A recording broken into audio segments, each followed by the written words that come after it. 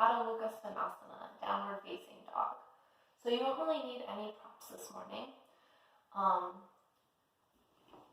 So as we get started with downward facing dog, the first thing you really want to focus on is this lengthening, this extension of your spine, which a lot of times the backs of the legs can limit initially, make it hard to find that release.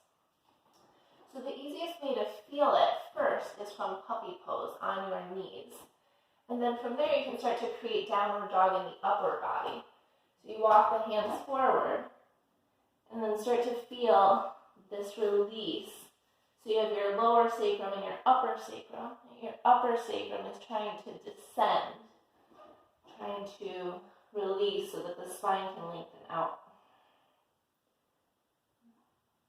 So once you can feel that with your knees down, then you can start to involve the legs, where the knees come off the mat, moving towards downward dog or Adho Svanasana. So as you come in, first thing you want to check is your spacing between hands and feet. You want to start with a pretty long stance.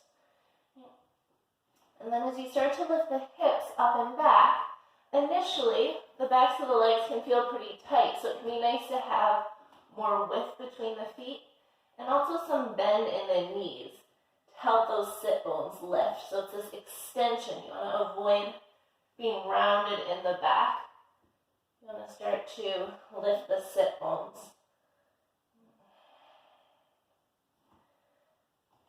And then once that feels okay with the knees bent and the feet wider, you can start to bring the feet about hip distance apart. And then start to go for straighter legs.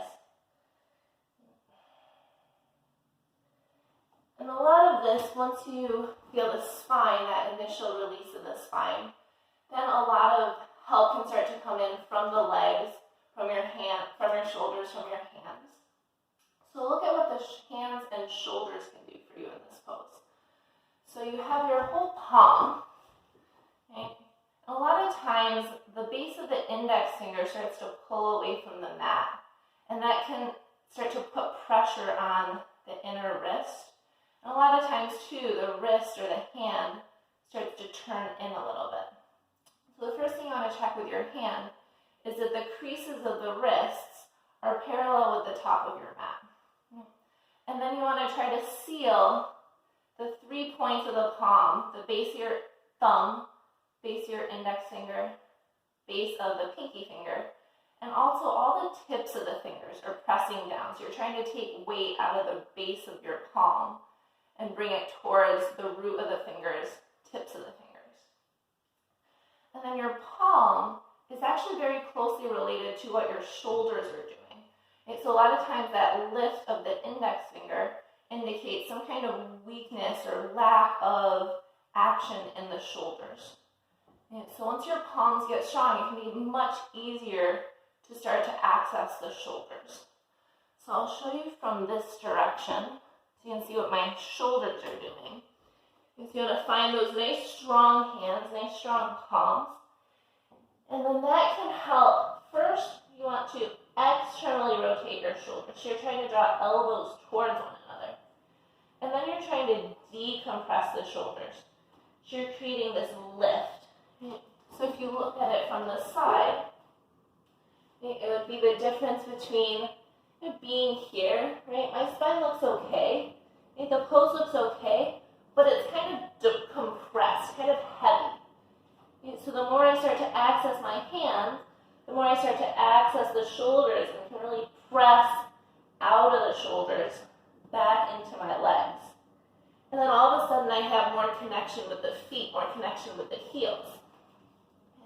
So even if your heels don't touch the mat, you're trying to transfer the weight back on the foot.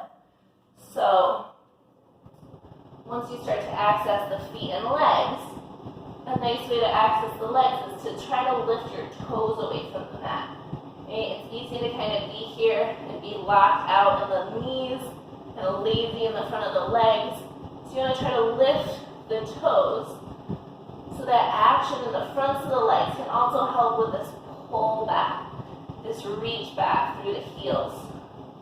That'll also help decompress the shoulders, lengthen the spine, really just giving space to the whole pose. And so downward dog, we do very often through the practice. There's a lot to it, and it can be really hard to feel out at first when you're practicing. So feel free to message me with any questions you have. Have a great day. Be well.